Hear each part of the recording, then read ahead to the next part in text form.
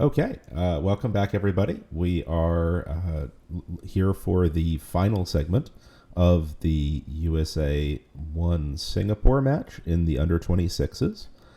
Before we jump into that, I wanted to just have a look at some of the scores from each of the groups and highlight a few things. So, of course, we see USA1 is stuck a bit against Singapore, and Poland is leading Sweden handily, Israel is leading Italy small, and Netherlands looks to be winning handily against Greece. This is under 26s.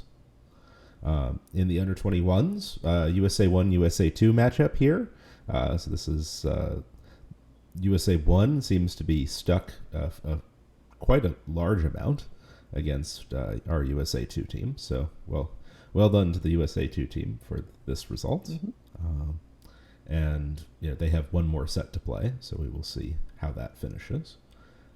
And finally, the other team where we have players in from the U.S. in is the under 16s, and the under 16s actually are only playing 3 sets rather than 4. So these are actually final results. And so we see that our USA1 team won very handily against Chinese Taipei by over 100. And our USA2 team had a excellent comeback against China to also make the semifinals. So the USA1 and USA2 teams have to play each other in the semifinal by WBF rules. So they will be playing each other tomorrow, and hopefully we'll be able to cover that for a set, because it'd be nice to be able to highlight some of the U16s, especially when it's a USA v USA semifinal. So, without further ado, I guess we're joined by Tracey Bauer again, as well as Anam Tebha and Christian Jolly. So, welcome, and we'll try to go jump into the bridge now. Good morning, everybody, or afternoon, or evening, depending on where you are. Yes. And Jolly, you're muted, by the way, in case you. He doesn't want to talk. Yeah, I like to stay on mute. That way, when I talk, people can't hear me. Fair enough. Okay, so looks like we are still waiting for cards here. So in the meantime, I guess, so Anam and Christian, your history with the junior program, and when did you start playing juniors? What was your first year? Eons ago, 2008. Yes. I played my first championship in 2008 in China. I didn't even know what King Ask was. It was a disaster. But since then, I've made marginal improvements to my game. And it was mostly courtesy of the junior program. So we this exists, and that there are so many kids playing, and it's always fun to see the up and coming kids. I mean, just recently, Tracey helped, or single-handedly rather, organize one of the largest crowdfunding junior things just in July, right? Yeah, I mean, we had a pretty large team this year with Amber Lynn and Olivia Shearson, who are both on the junior program, helping out this year along with other people. But yeah, we ended up we actually still brought in some more money this week, and we're about 70,000. So wow. Yeah, it was pretty awesome. So yes, that's which fantastic. Will help. Thank you. Yeah, it's going to help fund junior programs and really young adult programs here in North America. So it's through the ACBL Educational Foundation. So yeah, it's all that money is earmarked for programs in the 17 to 31-year-old categories. So, hey, that's us still. Yeah. Yes. Well, speak for yourself. Okay, that's close to us. No, yes. But yes, it's very good. It's very nice to see that there's still a lot of appetite and interest in funding and supporting Junior Bridge, and being able to sort of enable us to train and send more good teams for. I mean, I'm evidence the junior program works, because I'm no longer a junior and I'm still playing. Yes. Well, and that's that's actually one of the biggest challenges, right? Is that you have a lot of people who play a lot when they're younger, let's say in Kids, college, and then they have to go do other things. right. Life gets in the way. Bridge tournaments are often not the most friendly for working people to actually be able to attend. And I mean, it's just a weird dichotomy where most players don't need to work around a 9 to 5 or career, so they don't cater to them, and they subsequently, I feel like, lose a lot of players who might come to tournaments. yes, exactly. So we're still waiting, by the way, for us to get actual cards and players on the tables. Well, I hope we're not getting cards. I mean, that would be very concerning. Yes, we'll be waiting a little while. They sent them by mail, and they should be here talk next about week. security leak. Yes. So And then just Jolly for the wasn't viewers. content. Yeah, go ahead. Sorry. Oh, sorry. I'm also kind of working on some stuff on BBO in the background over here, so I'll probably put myself on mute quite a bit. So that sounds good. go ahead, Anam. I was not going to say anything of valuable input, so it's all right. Hey. All right. Let's see. Let's check our Twitch channel. Okay. We have Cheryl in the chat. Okay. Yeah, 4-4. And we have quite a few people tuned in, so Yes. hopefully we get to start soon.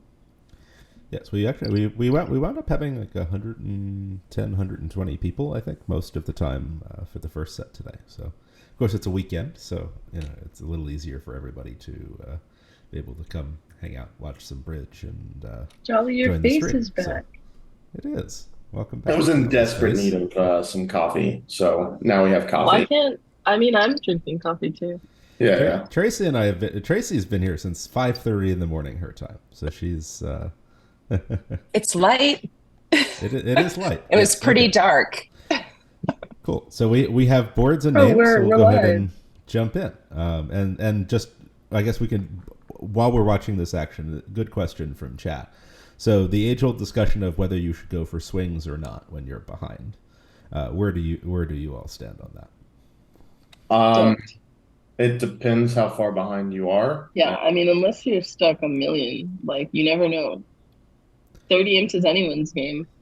There will be plenty of action generated in general, I would expect this team to generate plenty of action without feeling the need for extra. I mean, swinging. think about how many imps are win and lost just on accident. Like it's just not great to try swinging when the match is not this far.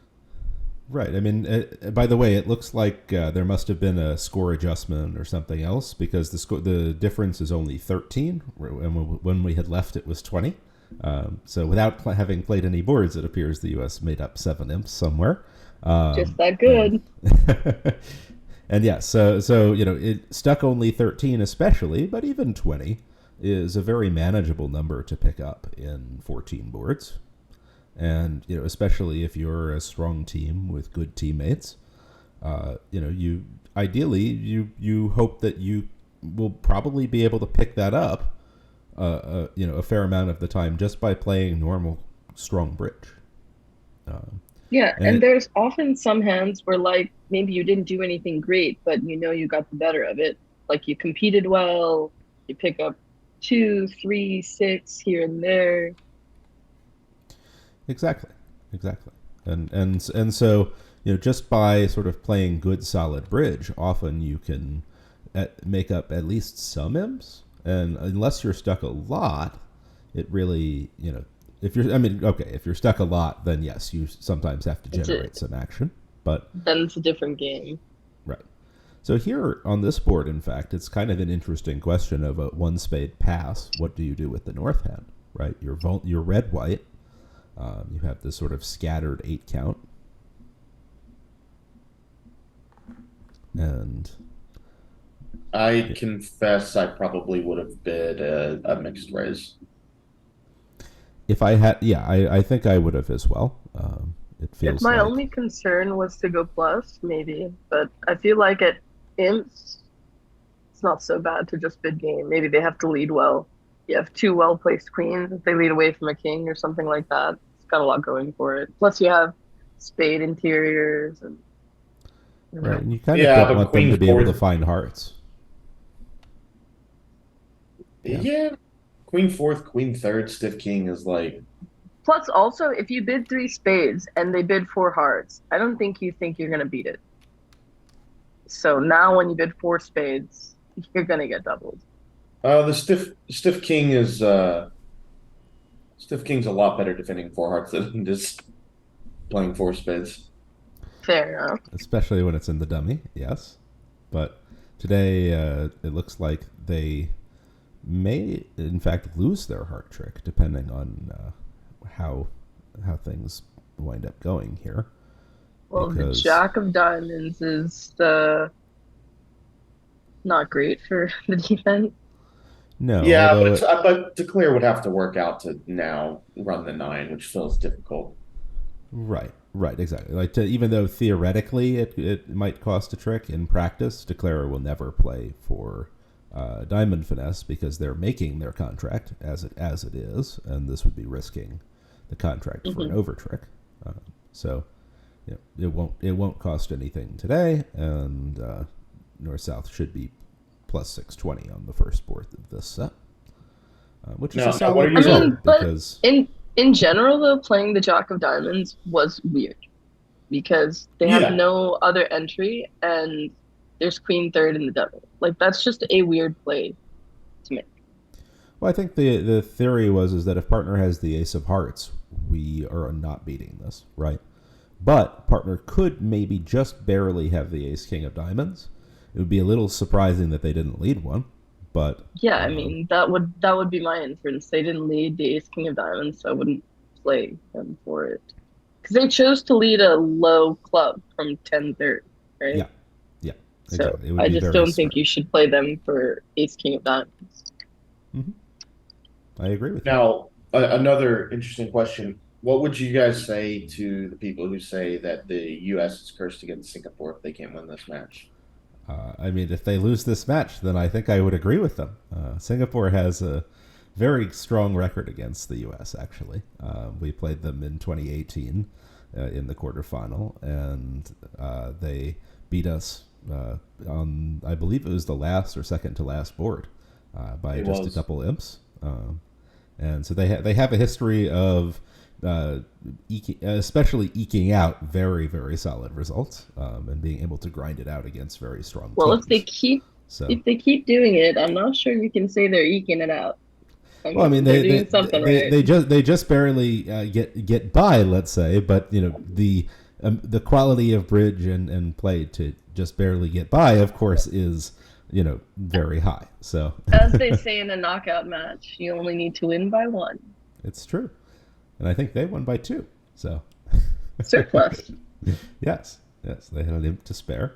So here we see a style thing, whether Zach can bid 3 spades or not, and whether that shows any extras or just, for me, it's just a 7-card suit that plays for one loser opposite a singleton and like a real opening bid. How do you all play it? I mean, I play it as it sets the suit that I bid, not necessarily like a good hand, but we're not playing any other string. Which is actually, I think, different than what you said, Kaplan. 'Cause I It actually sounds think like that's- what you said, if you bid 3-0 over that, you can play it. To me, I don't want to take up that much bidding space and also not know what our strain is. I take away all of my partners. I It's- also agree with. I play it the way Anam plays it with most people, I think. So I think it sets spades as trump. It's just that the quality of that suit is ace queen jack 10, ace king jack 10, something like that, and it doesn't have to be it doesn't have to be solid spades, right? Which is I mean, important. there's something to be said about not playing 3-0 trump over that, though. I mean, if your partner has some hand with quacks, but nothing necessarily that they want to directly cue bid, 3-0 is a great bid. Yeah. Oh my goodness, what is happening now? I'm gonna guess they're undoing to maybe do some alerts. Yes,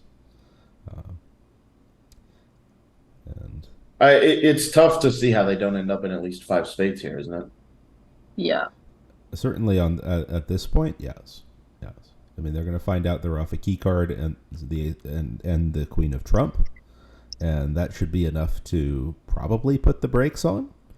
I mean, the For south down hand, one? the south hand is like, I guess you're kind of wondering how good their spades are, but I guess you get to know that they're at least off the queen. This if not the is honor. Right. this is easily a pickup for Singapore. If they Well, don't hit 3 spades with the north hand, it's conceivable that they don't get beyond 4 spades. Yes. However, even 4 spades is in danger, right? On a club lead, that cuts off your only entry to the dummy, and you actually can't even make 4 spades now necessarily, right? And a club lead seems fairly normal from the east hand. Right. I mean, especially on this auction, partners had a chance to double. I mean, partners had a chance to double 4 clubs. They've had a chance to double 5 hearts. So maybe it's not, maybe it's a bit of a guess. But a club lead seems very reasonable. And, today we'll have sort of this unintended but good consequence of mangling declarers' entries to the point where they actually can't really untangle everything now, right? Because if they win the ace of clubs, they can play a diamond to the ace, but when they try to get back to dummy with a heart, the defense can win the ace and cash a club winner. I think East is going to lead a heart. I mean, if South hadn't have just bid key card, there's a lot going for the hard lead. But since South bid key card, they must have something in hearts, and their partner didn't double 5 hearts either. I don't think leading from 10/4 of hearts is that reasonable anymore. But leading from Queen 5th of clubs is also not. Well, but you do know that it's less likely to necessarily you're not Cost a necessarily trick. leading into strength, right? Because dummy is the hand that cubit clubs. Right. I mean, it seems it would be unfortunate to lead into King Jack. Let's put it that way. Yeah. And But, obviously, you're not from- going to lead a diamond. They bid 2 diamonds or 1 spade.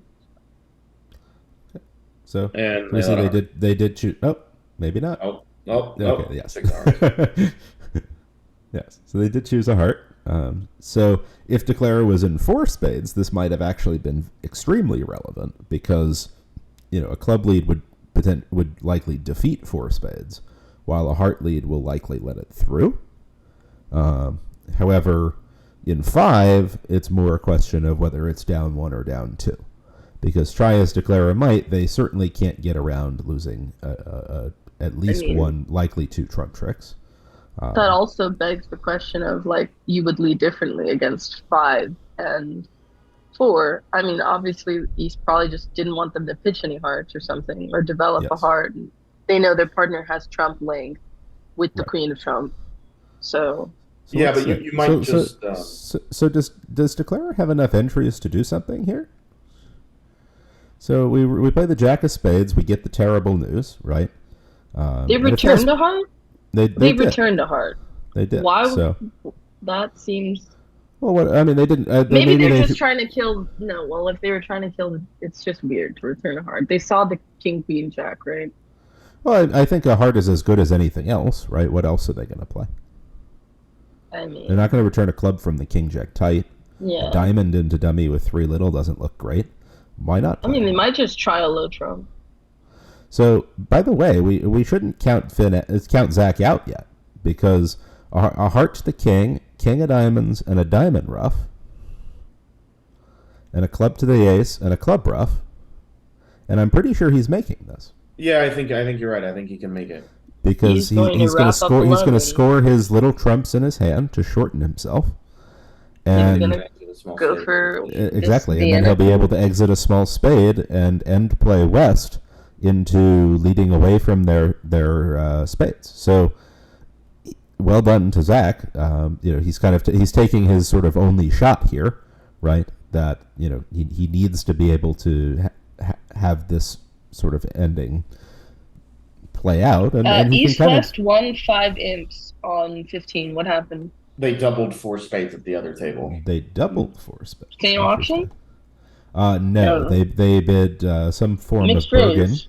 Yeah, they some sort of mixed raise or Bergen, and then the East West got into the bidding and then doubled 4 spades, and that made. That was that. Yes. As advertised, mixed raise get you a better score. You know what, Charles? Fair point. Gives everyone a chance to double you. Yes. So well done to Zach here.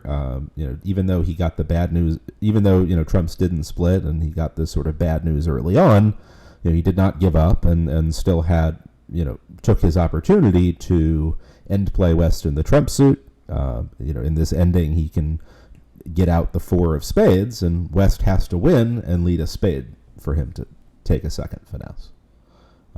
So I found out what that 7 imps was. It was board 16 earlier in the day. There was a slow pass on that auction. So they were over 4 hearts. There was a very slow, not a very slow double.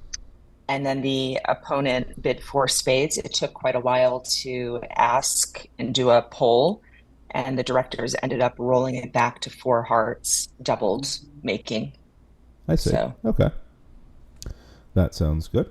So that gave USA 7 additional imps, it sounds like. Or I guess maybe it took away 7 imps from Singapore. So here we see an interesting choice from Finn. With partner being a passed hand, certainly you have it. You like it? It's kind of bad because your diamonds suck, but it's really hard to penalize. I absolutely hate it. It is not that hard to penalize when your diamonds are this bad. Well, interesting. So I guess East West have this 4 club bid as some sort of systemic heart raise. I think basically when you preempt 3 diamonds, you're banking on them having a heart fit, which is odds on when you have ace in 1 and your partner's a fast hand, but obviously it could work out poorly. Yeah, the thing is that sometimes when they have a heart fit, right, because I have ace and a trump and a singleton, I can lead my singleton, potentially get to partner's ace, get a ruff, and still have the ace of trump. Right. You look at the actual hand, right? I can lead my club. You're worried partner's going to take a stack over 4 hearts, white. I guess it's possible. Maybe not with this hand, but look at the actual hand, right? I'm getting a club ruff, and they're 4 hearts is a little touch and go, right? You have to get spades right, pretty much. So Adam, our audience, and I hear it a little bit, your mic has kind of got a little vibration happening with it. So they were wondering if it's over-modulated. I'll tinker with it a little bit and see what I can do. Okay. Thank you. Mm-hmm.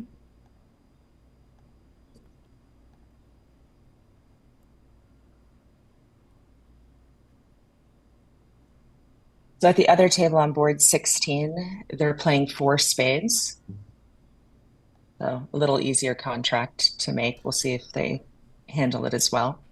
Did they get a heart lead? Also a heart. Yeah, it was also a heart. Yes. Yes. Yeah, the heart lead is what makes the difference. Not 4 spades is even in danger if they lead a club. Heart lead just feels kind of more natural from that hand. It really depends on the auction, I think. Of course. But leading from queen 5th doesn't feel all that bad because a lot of time, you're hoping partner has the king or maybe the ace anyway in whatever you lead. Well, if you lead a club and partner's the one who has a stiff, it's kind of bad because now they don't have any kind of exit. They're going to lead away from their heart holding. Right. But, this is sort of your one chance to be on lead, and I suppose you could say that you want to build partner's heart trick if one exists while you're on lead. But to me, it feels like you need your partner to have something in clubs to beat the contract, unless they just have 2 hard tricks and 2 trump tricks. I don't know. Yeah. No, you do have a trump void, so it's very much in the game. But So here, how Declare is going to have to potentially make some guesses pretty early on here, right? Just spades, right? They're just going to have to guess right, spades. exactly. So it's going to go They club don't have Declare. to get spades. They know the diamond situation. Oh No, no, no, dumping it in the wrong hand. But that doesn't matter. That's for the clubs. Right. Well, so on the club lead, they're threatening a ruff, right? So Declare can win and play a heart, and Finn will win and play a spade, right? And because Zach is a passed hand, we kind of, Finn's 3 diamond bid is pretty wide ranging, and so he could theoretically have both aces for his 3 diamond bid, but I suspect Declare will get this right. And we'll play the jack of spades from dummy. They'll win the ace, and they'll be able to get their club ruff, but it won't be of any use because they'll still be able to take a diamond finesse to pitch the club. Well, and they actually won't have to anymore because they're going to ruff the club loser anyway. I think it's way unlikely that South has 2 aces with 4. I mean, if he knows the shape, he has a stiff club. Once he sees the hearts breaking, he has 2 hearts, so he's going to know he has at least 4 spades or 7 diamonds.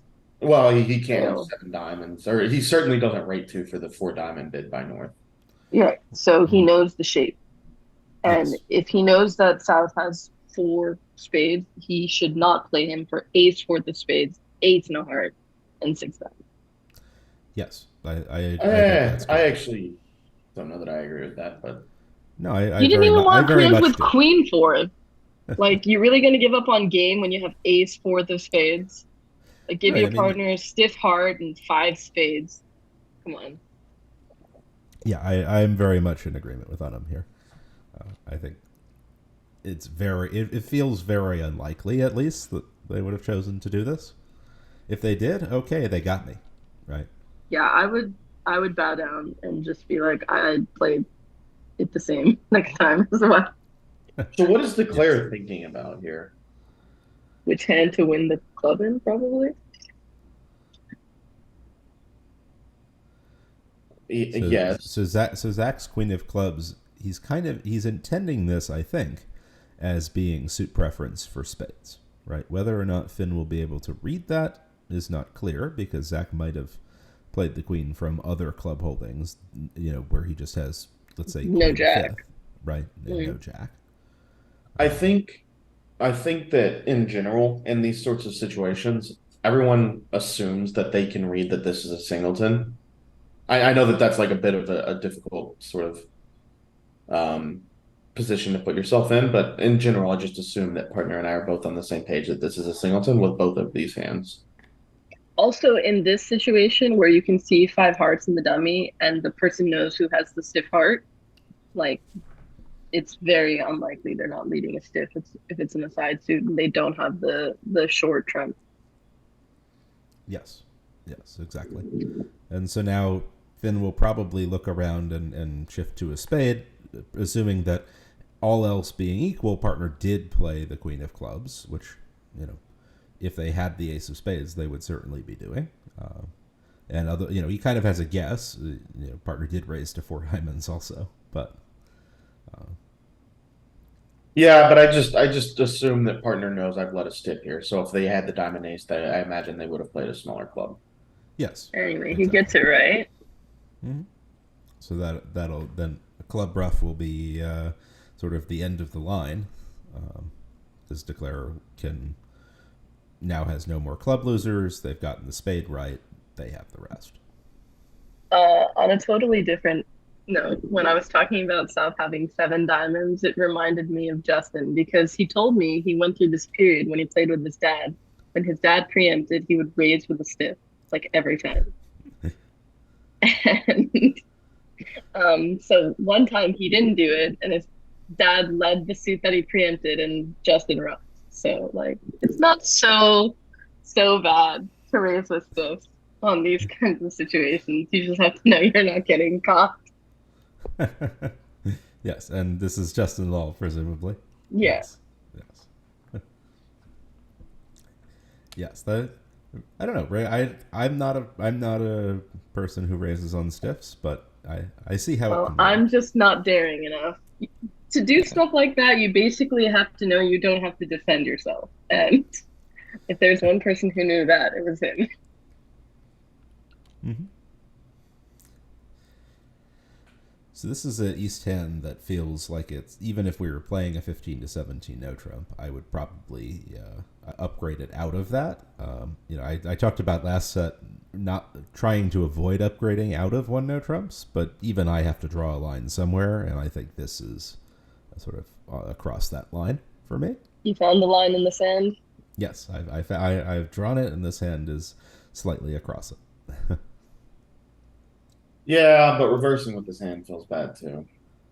Oh no, I would just open a heart and rebid 2-0, And I we did think. 2-0. Yeah. The other table, upon winning the ace of hearts on the previous board, did not have their suit preference signals work out, so shifted to a diamond. So no real guess for Kevin here. Okay.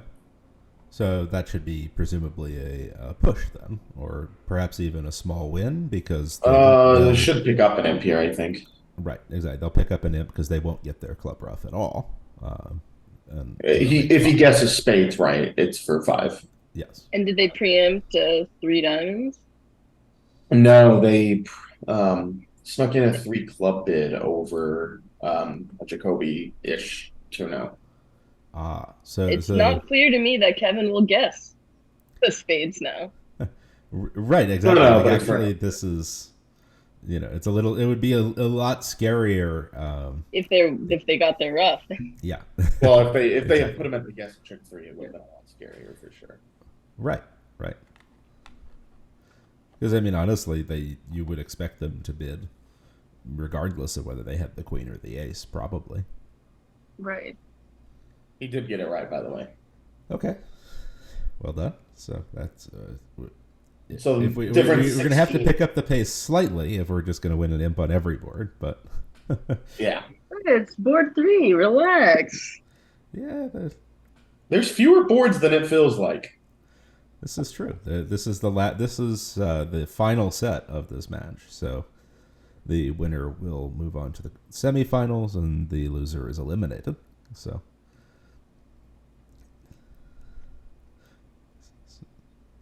Certainly, both sides have to be thinking about sort of how good are my results so far, right?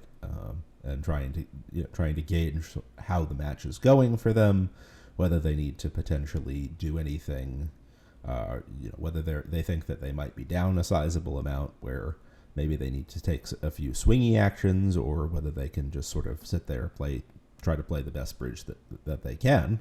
And here we see Zach has kind of an interesting choice of whether to balance with a no trump or to balance with double. And with king and a heart, it kind of feels like you want to balance a no trump, simply because you don't want partner to be the one declaring this, so that a heart lead comes through your king. Yeah, but maybe he's just decided that the shape is right for a double, and he's the top of this no trump range if he would do it, and he's worried about that. I actually think it's very interesting that the West hand chose to pass over a heart pass. I am not a I passer. agree with that. Yeah. In the other room, Ben chose to bid a no trump, so Yes, that trying to slow the auction down. Yeah. I mean, I'm favorable. I have 3 cards support for partner, so even if they try to bury me, they're not going to be able to bury me that much, right? And yeah, I would not be passing as West.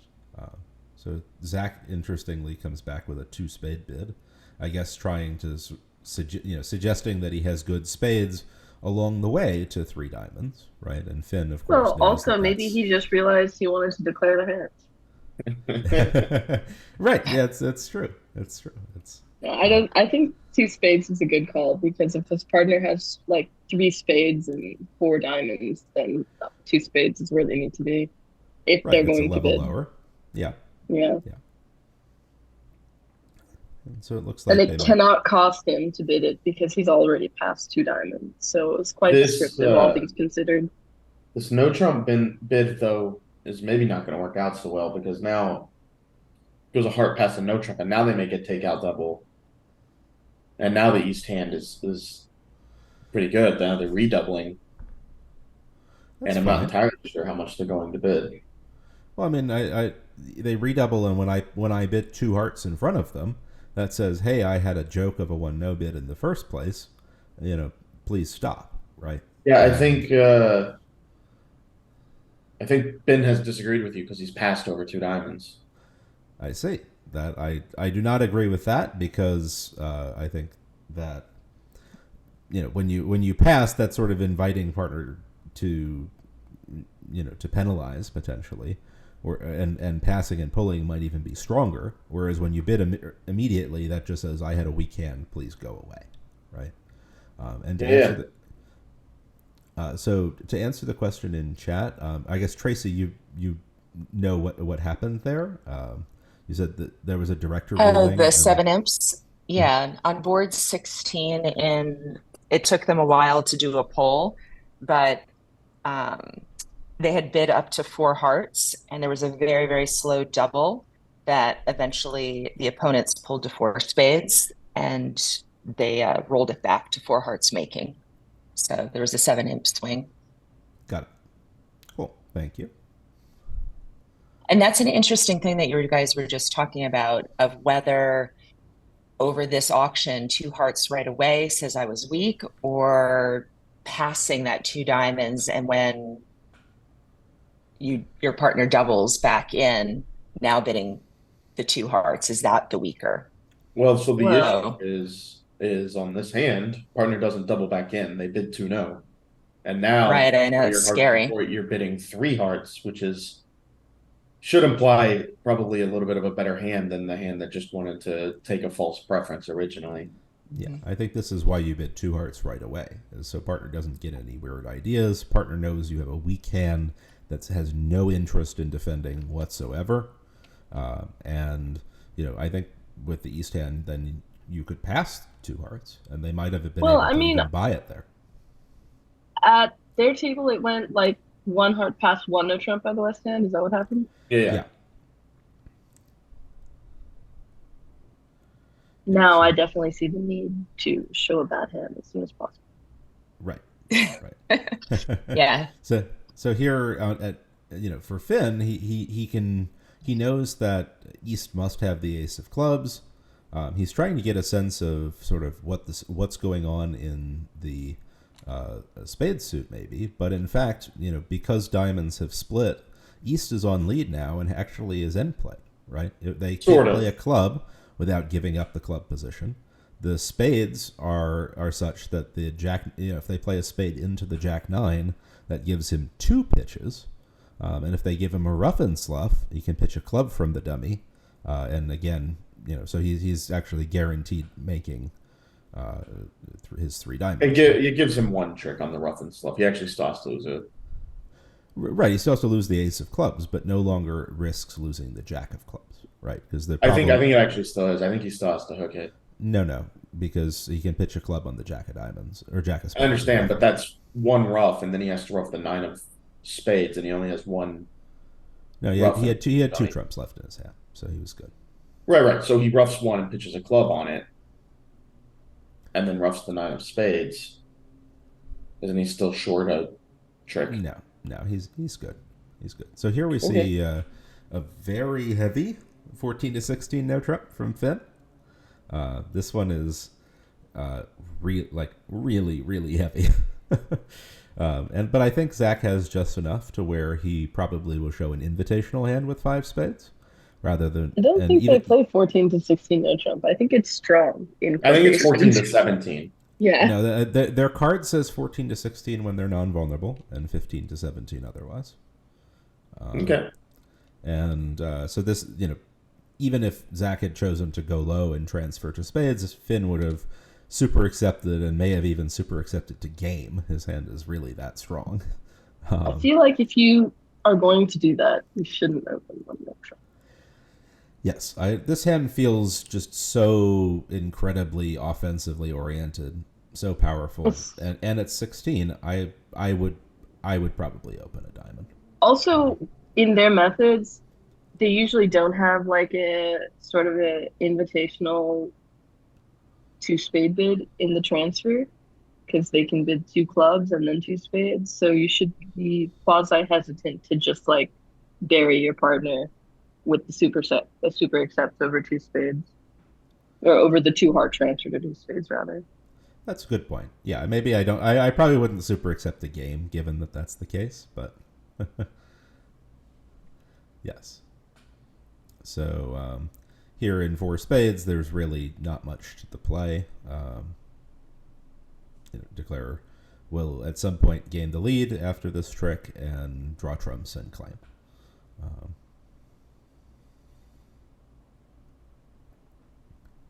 They did end up in three hearts at the other table on the previous board. Mm-hmm. It's probably won't fare too well, but it's not a disaster because they're not vulnerable. And I think the defense has dropped at least one trick, and I think it's still going down several. That is probably several or two. Two is a couple. Yeah, two. It was going down three, and defense made an error, so now it's on its way to down two. But Okay. we all know that can change. So. Yeah, so assuming that's the case, it'll wind up actually being a push. Because, it is going to be a push. Into 100 at the other table. So,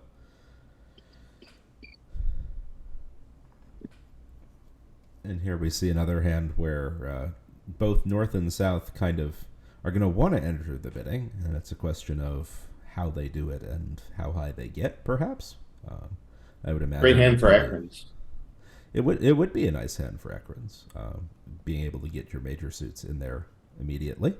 You might just buy it in two spades. Right, Ekrans for the uninitiated is two hard opening showing both majors in a weak hand. It's a surprisingly destructive and useful convention, but is certainly not without risk.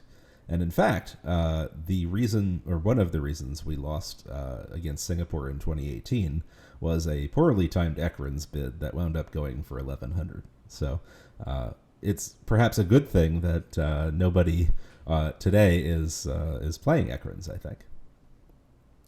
Maybe they learned their lesson. Yeah, I think Ben and Kevin took it off the card after that. Yes, fool me once and all that.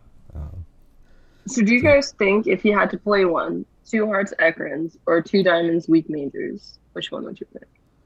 I think that one of them's very, very good and the other is unplayable. Okay, so I don't think that two diamonds for the majors is nearly as good. The danger with two hearts with both of the majors is that the next player does not know if they're going to have another chance to take a call in this auction. Right, two hearts can be passed. Whereas over two diamonds, very often you're going to get another chance to bid, and you can base a lot of your decisions around that. Sure, but you also have extra, like you can go two diamonds pass. Like it can, but it don't have to commit to a major. I understand, but it doesn't go pass over two diamonds majors nearly as often as it does over two hearts.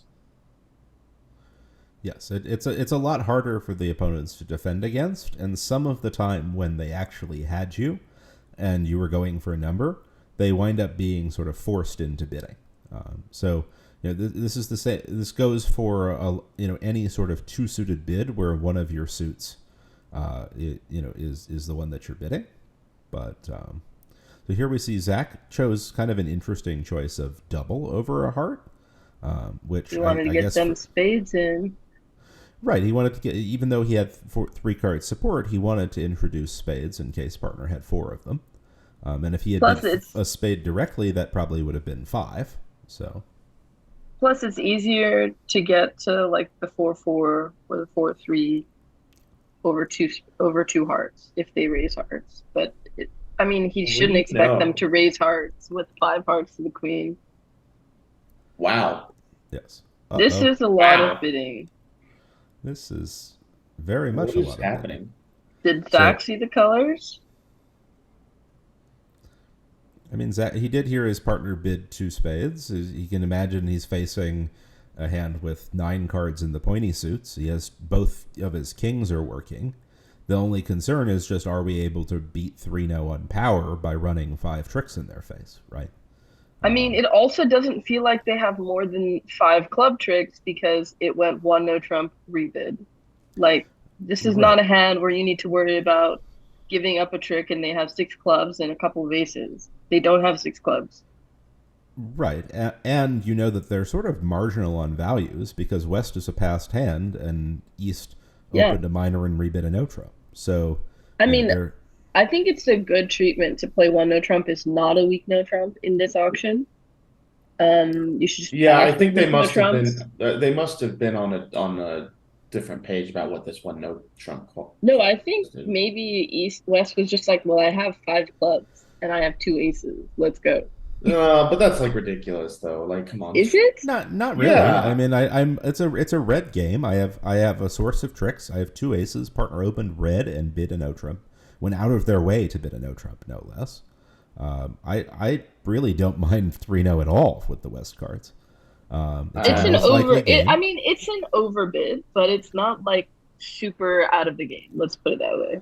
Yes, yes. So Chat's first, suggesting that even if 3-0 was making, that probably implies four spades is going for like 1100. that's not. I mean, to be fair, right? If we move the Jack of Diamonds into the East hand and switch the, we have to do a little bit of switching around, right? But you can imagine a hand where they actually have a slow diamond stopper, where we're able to get out for maybe 200 in four spades when 3-0 is making. But I think it's a pretty narrow Well, the target. slow diamond stopper is trick 8. That's why I'm saying that the key to this is like, they don't have 6 club tricks. Right. Yes, you are correct. You are correct. So here, today, four spades starts with 4 losers, and the challenge will be holding it to only 4 losers. And on a totally different note, red, if the most you're looking at is -500, like the best you're looking at is -500 for 4 spades doubled, and they might not make 3-0. I just don't think it's good math to be doing this. Yeah, Right? Like, it's not like he had a chance to go down 2 or down 1 in 4 spades. Like, he Well, knows Finn has at most 4 spades, probably 3. Well, probably 4 because he did with 2 spades. He didn't have You should 2. have 4. So he So I knows mean, that he they have a played double fit, right? right. He played Finn to be something like 4. If he's 4-1-5-3 with 3 clubs and 1 heart, I guess Yeah. that's Right. something. Well, not only that, but turn the King Jack of Hearts into the Ace of Spades, and Yeah. 4 spades now all of a sudden almost has play. But in that, almost has play versus 3-0 is definitely going down. they are only going down 1 here, probably in most variations. Sure, but for almost 4 spades and 3-0 is definitely not making. Does that mean you're closer to doubling 3-0 or bidding 4 spades? Well, I think the key here is that some of the time, like the question is how often are we making 4 spades, right?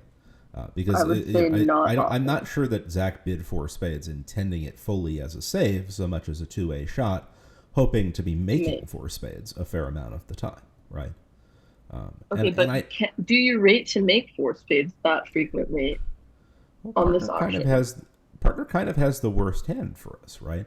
Yeah, but They have actually 4 the little spades are spades. kind of in the best spot for you, based on this one no bid.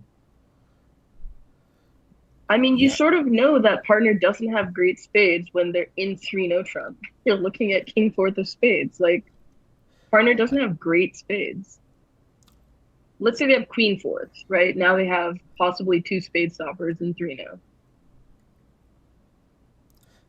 Yeah, and maybe we can lose 1 spade, 1 heart, and 1 club in 4 spades.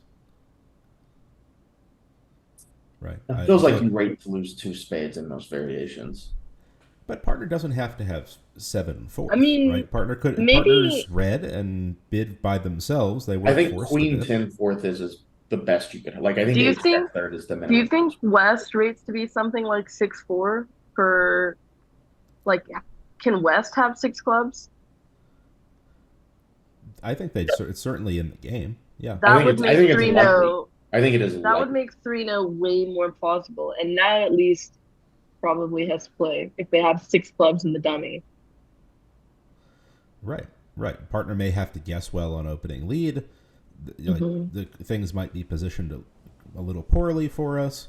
Partner doesn't have to have the king jack of hearts, right? They could have had those cards in the spades suit and had a more pure hand, where now 4 spades is either making or down 1, and 3-0 might have been making.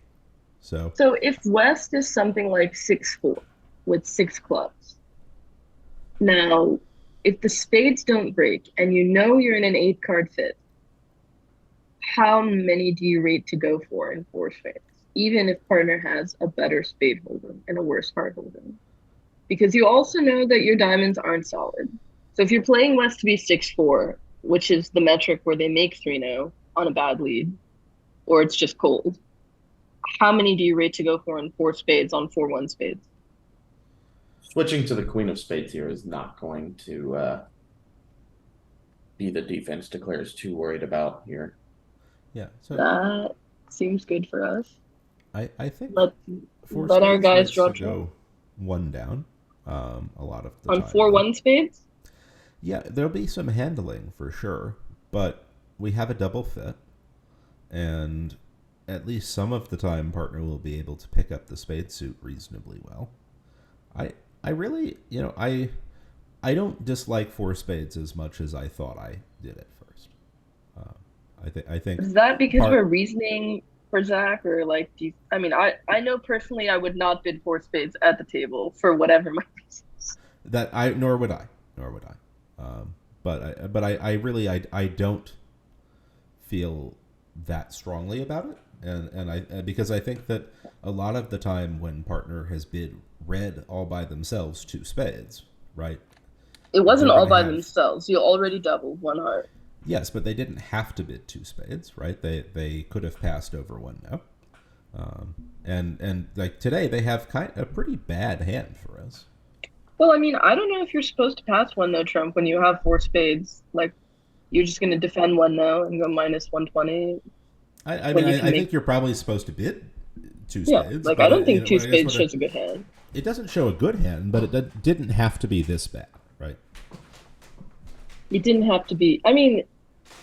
Also, like, they had the king jack opposite your queen 10 fit. So you say that bad, but actually it fit with the dummy. It fit okay, yeah. The other table is in 2 spades on this hand, and it looks like it's going to take 10 tricks. So a little bit of a deeper hole to dig out of with 8 boards to go. Yes. So they have a good deal of work to do at this point. They need. How did the other table sell out to 2 spades with 10 clubs? They opened 2 hearts weak, both majors. Oh, lucky. Uh-huh. Speaking of 2 hearts, Ekrans, it seems like Singapore has maybe they saw that taking their opponents for 1100 means we should adopt the treatment. 2 hearts. See what happens. As advertised, 2 hearts weak, both majors buys it in 2 spades. Yeah. Well, it's hard to see how either East or It West went really 2 hearts weak, both majors, double, 2 spades, pass. No, it went 2 hearts weak, both majors, pass 2 spades, all pass. Yeah. Are you supposed to pass 2 hearts weak, both majors with East? I don't think so. Partner's a passed hand. Partner's a passed hand. Yeah. Oh, yeah. What a disaster. What a disaster for East-West. So here we see 4 hearts seems like a pretty normal spot to play, most likely. And the funny thing is, at their table, they don't even think this is a swing board because it seems sort of normal to get to 3 spades or something. Yes. Like, at worst, they're losing 5, and here they are losing 9. Yeah. No, this sort of timed out poorly for both tables. I'm not I don't sure think, like I said, I don't think timing was the issue at this table. There was a decision that was made that didn't work, bad or good. It just didn't work on this one. Mm-hmm. Well, the original decision being to not play 2 hearts Ekrans. That was the one that really got that was the original sin? Yes.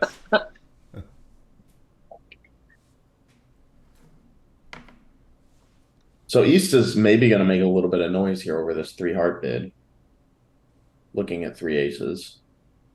Well, I don't think they can just bid game. That's for sure. Right. They'll make a try, and when partner says please go away, they should listen to that and should most likely stop in 4.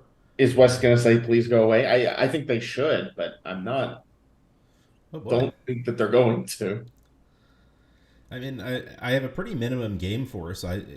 This is where playing some form of serious or non-serious 3-no is very helpful, right? In these Q bidding auctions, where both sides kind of want to be cooperating for partner in case they're the one with slam interest.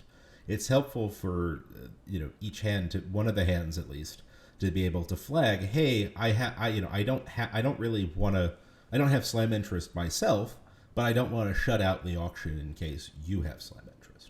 And I wonder, being able to bid 3-no to say, hey, I'm not really serious about slam. If you are, then maybe we can have some Q bidding. Otherwise, let's just play game. I personally like to play 3 spades as the non-serious or serious, whichever one you pick, over hearts. It gives you the extra step, and the spade Q bid always below game. Mm-hmm. That's very reasonable. I'm not sure East is going to let this go. I mean, you're not sure East is going to let it go? Well, it depends whether they had some sort of serious or non-serious, right? Because if they're just Q bidding now, it's really hard to stop. If they had some limitation, then they know to stop. Well, and this is exactly why you want to have some form of serious or non-serious, is because East actually has a really tough problem and decision to make over. Also, otherwise. On a side note, I just don't think that East should bid again on the principle, if all his partner needed was aces, like he's Q bid twice, his partner can bid key card. He's way more in danger of having slow losers in slam than being off key cards. Mm-hmm. And so this was well judged, and so they stayed low. And ironically, having heard a bunch, having heard them bid 2 clubs and then Q bid clubs, club lead would have been the thing to give Declare a larger problem here. But in 4 hearts, even though the hearts split poorly and are offside, Declare will be able to take care of some of their losers by roughing in the dummy, and some of their losers on those long diamonds, most likely.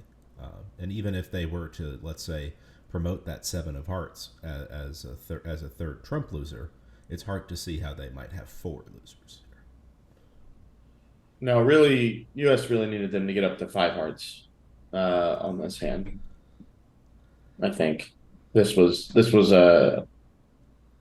felt like a decent opportunity to pick up some imps. Other tables also stopped in 4 hearts. Mm-hmm.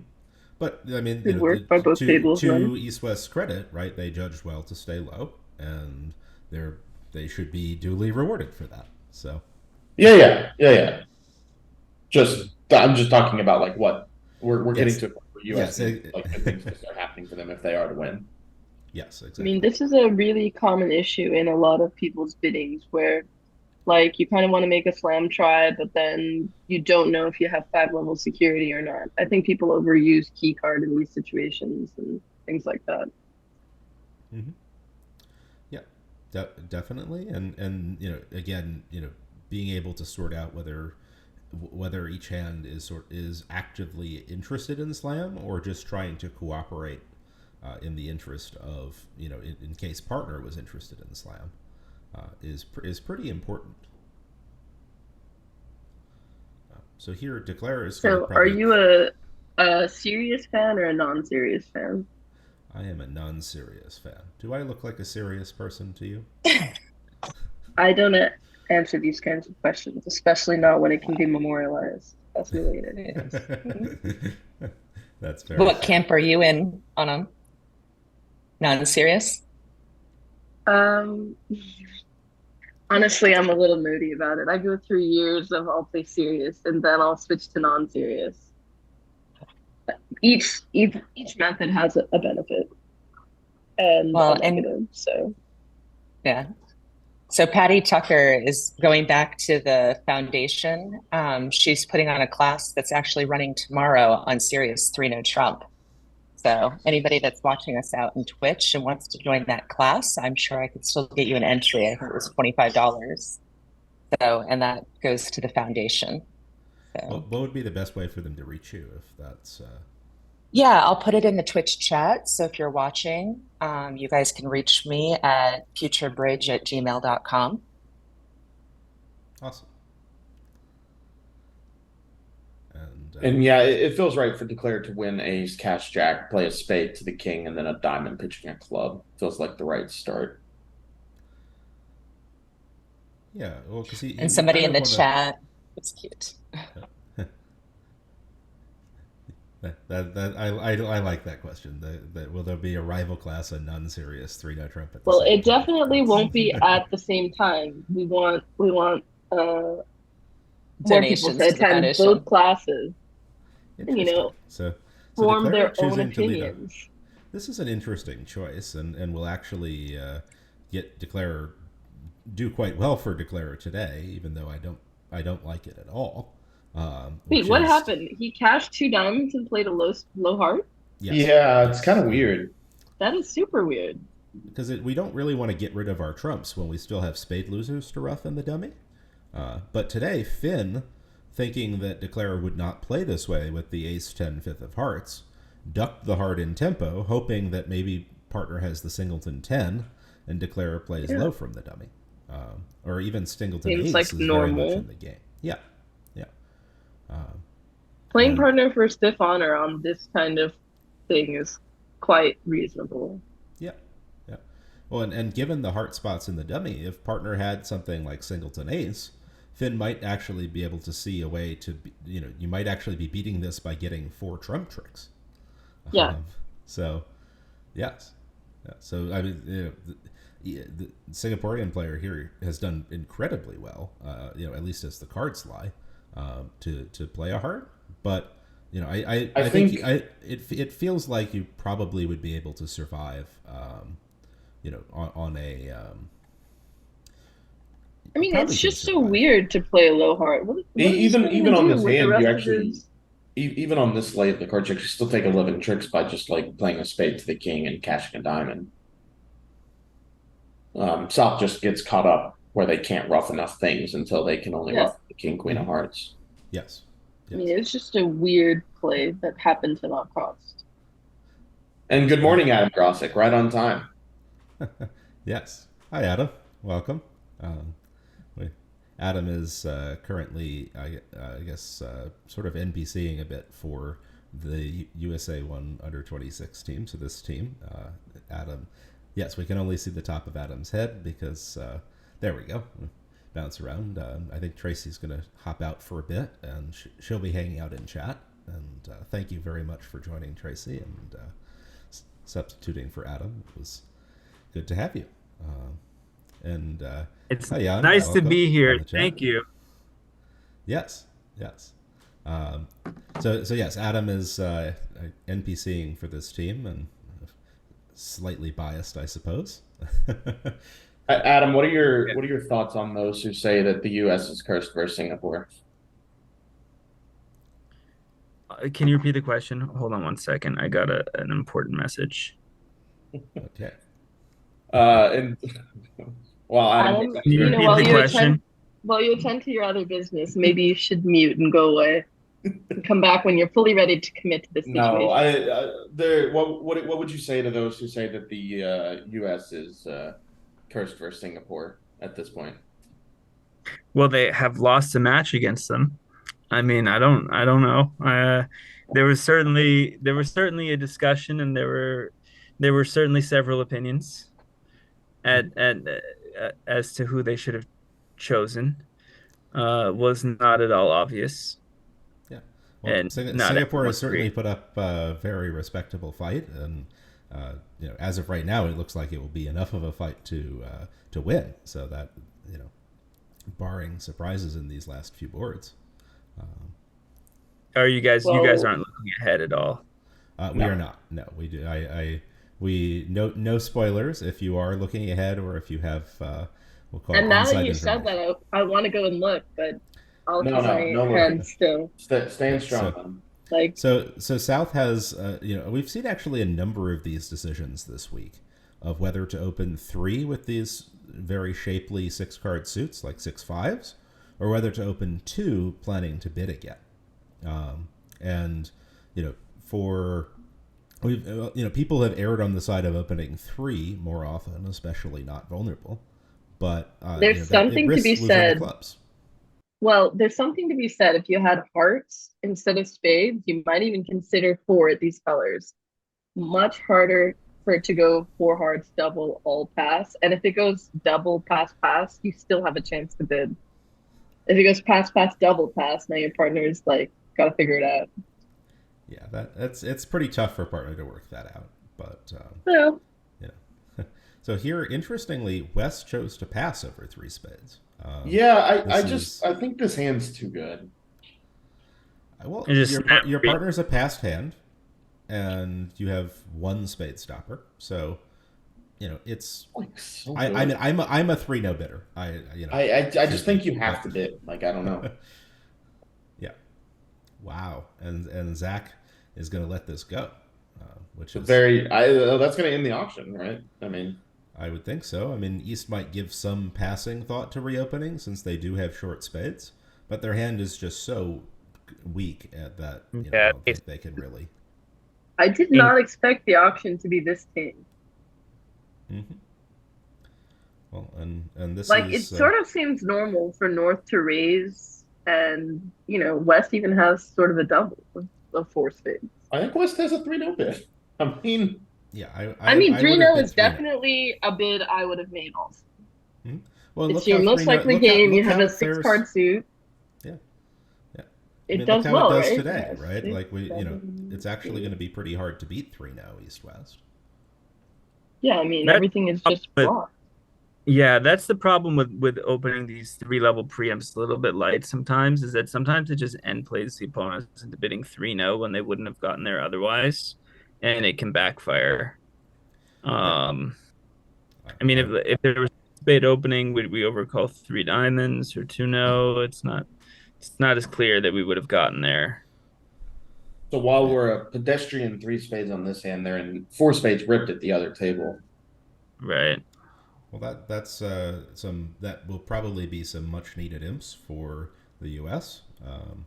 Because 3 spades looks like it'll quietly drift 1 down, right? Losing 2 diamonds, a club, and 2 spades. 4 spades, of course, will lose the same tricks, but a level higher and doubled should be 6 imps to the USA. It was a thoughtful pass by Zach with the North cards. I mean, with his values loaded in hearts, he doesn't really. I mean, those are rating to face shortness, and with Finn's just totally random style. There's no need to bid 4 spades here. There's no. Oh, they played. Okay, they're gonna make now. No, it doesn't actually help. Can't avoid it. Can't avoid anything. So in the other room, they're doing 4 spades doubled. Yes. On this board. So should hopefully be at least a moderate pickup for the U.S. here, and I think sounds like 6, right? Yeah, assuming they go 2 down, it should be 6.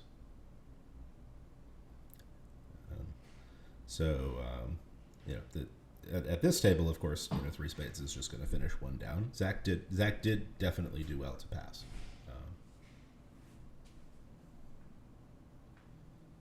I think even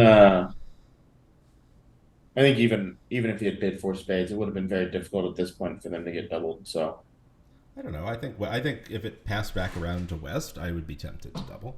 Right? Yeah, but you would have bid the first time, right? So I would have put yourself in that. By the way, if anyone has any questions about what it's like live here, please hit me with them, because I'm probably going to go down for the comparison pretty soon.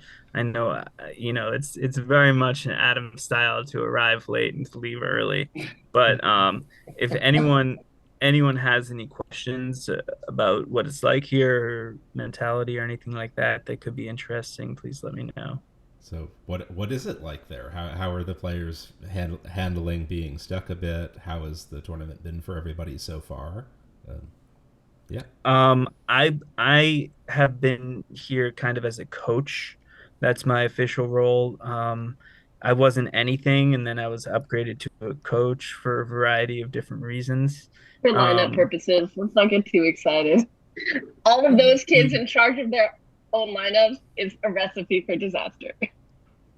yeah, Anam knows pretty much. I mean, she's very knowledgeable, but I have been very happy with all three pairs' performances over the course of the tournament. I mean, they all had great butlers, great scores.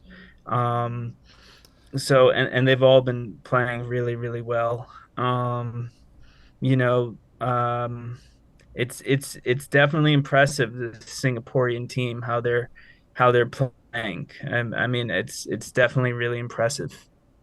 We won 10 instead of 6. 110. So you've got a question. Somebody's asking how the food is comparing to China. Hmm. It's So a Zach made 140? no, it's a What happened? misclaim. It'll get corrected. It's a misclaim on BBO. Ignore it. I like the food here, Tracey. They vary it a bit on the lunches, but it's usually been pretty good. We've gone out a couple of times. So Veldhoven is like the closer. Yeah, Adam, your internet's cutting Adam, out. you're There's going like a city digital. center place, and You're dying, dude. how about now? Okay, Maybe a you're little alive. better. It just told me my internet is unstable. There's not much I can do Yeah. about that. So I want to interrupt you for just a second.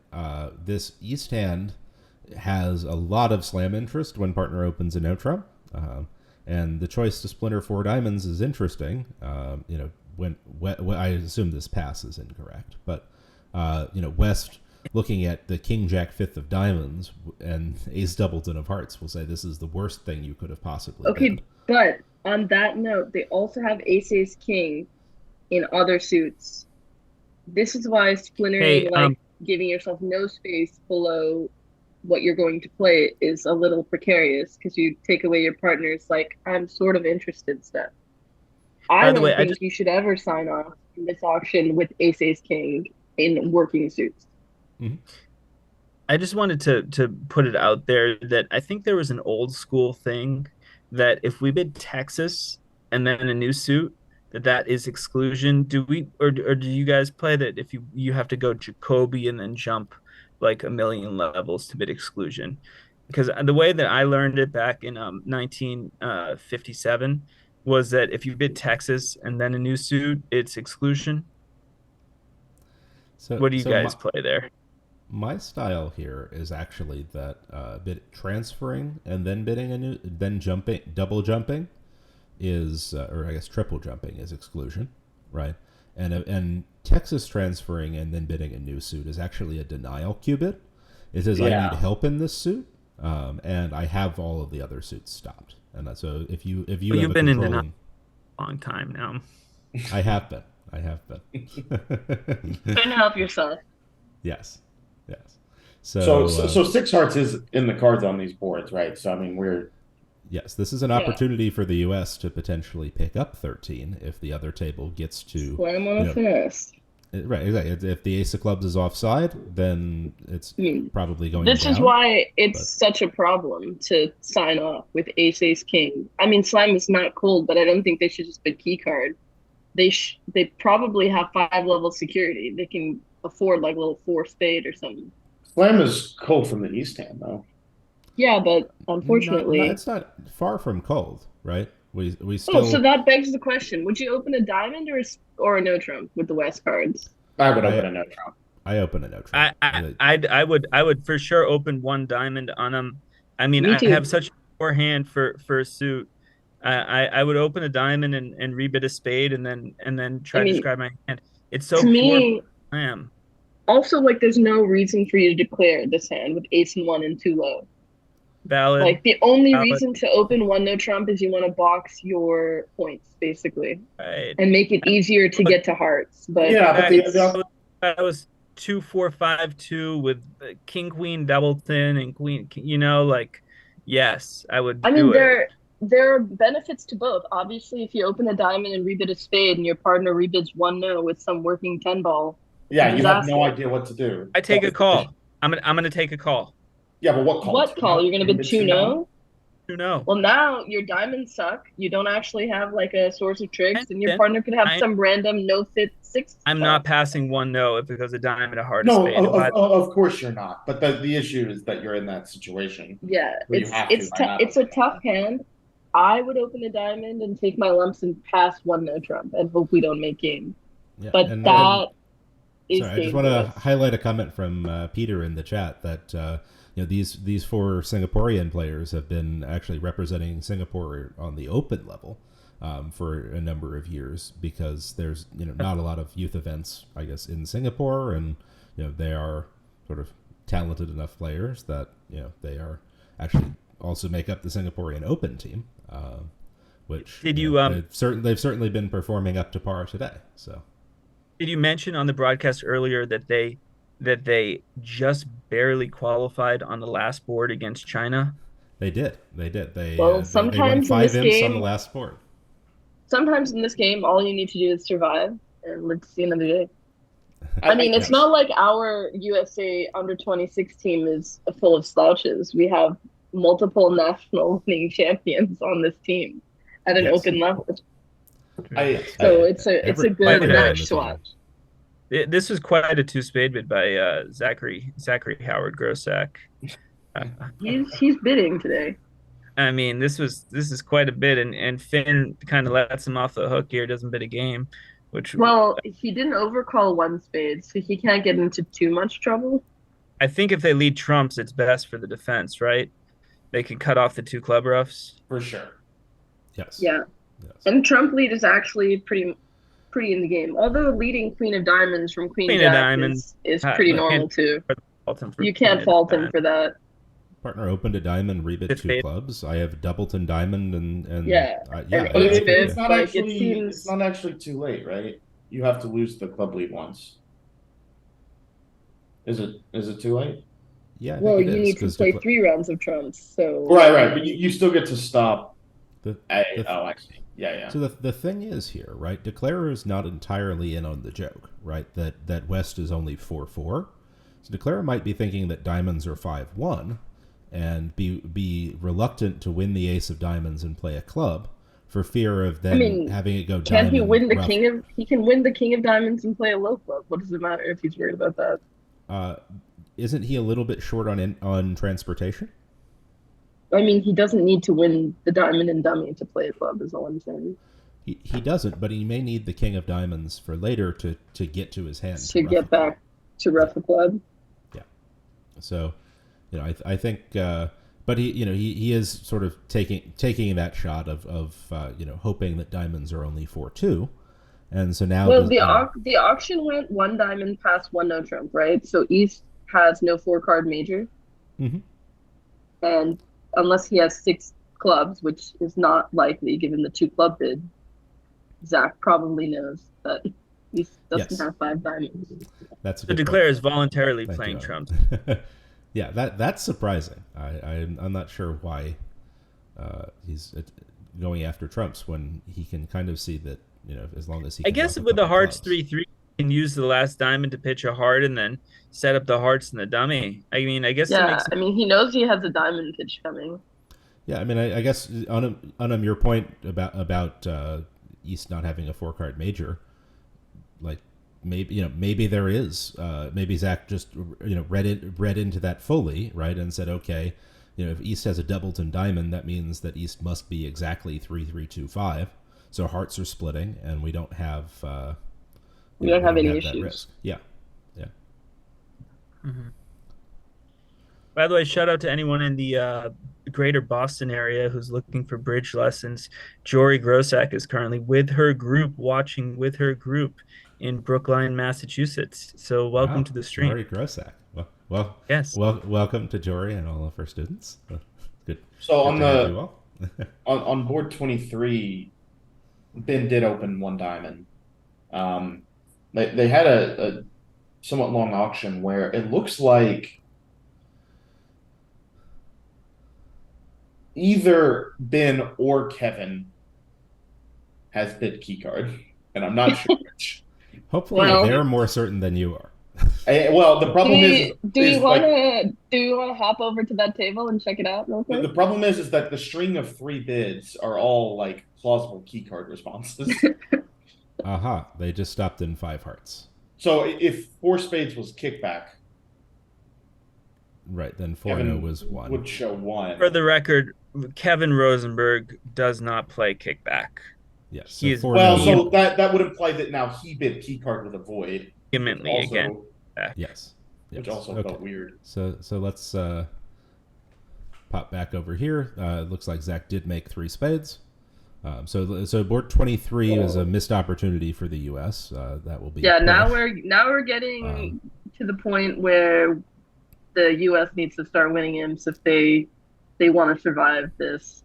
Yes, And well, Singapore and keep in mind that board 22 is actually misscored in the view graph. Right, they are. Right, the U.S. only won 6 on that board rather than 10, so the actual score is 85 to 104 rather than 89 to 104. So they're stuck 19 with 4 to score. And by the way, guys, I am about to go downstairs for the comparison. Tell the kids we said hello. I will, And and thanks to all of you, especially Adam Kaplan, for organizing this. And thanks for including me. Absolutely. Thanks for coming by. The 2 minutes you were here. Okay, bye. Yes. See you later. Thanks. Okay. People pointing out that Zach's a little heavy for his 1-0 opener here. He is. He has a full 13. It is 14 to 16, because he's not vulnerable. Well, okay, so keep in mind, Zach knows now it's crunch time. They have a full 28 to go, and it doesn't seem like he has many big games, and he has one potential bad one with the 4 spades doubled. So he might be just looking to do things. He has to be feeling at least a little bit of hope that maybe Ben and Kevin reached slam on board 23, and maybe that... Okay, but he doesn't know that that's good, because if they reach slam, they make it, but it's not so easy to bid slam. No, but you're it's hoping, definitely... right? You're looking for where you might be winning imps. Yeah. Mm-hmm. So here in 3-0 on a heart lead, he has a lot of work to do, because he has all of these slow winners and not very many fast winners. So interesting choice to win the king of hearts in the dummy, because it gives up on being able to hold up on hearts. And today, in fact, it actually gives up on the contract, because he might, if he had judged to duck the heart and play a diamond, he could actually duck a second heart and keep East off of lead. This is not going to go well for him.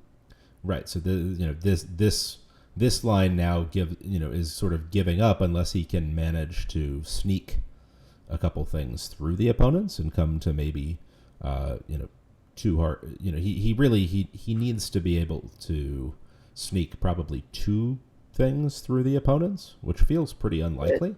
Yeah. It was also weird for him to play his short suit, not his long one. That was just kind of weird. Oh, I think he was trying to sneak a club through West, but even having done that, he's not really claiming here. And why exactly would West duck the ace of clubs here? Like when he plays an honor, no less. It's not like he even tried a low one. Yeah, a low one feels like it would be more likely to potentially sneak something. Yeah.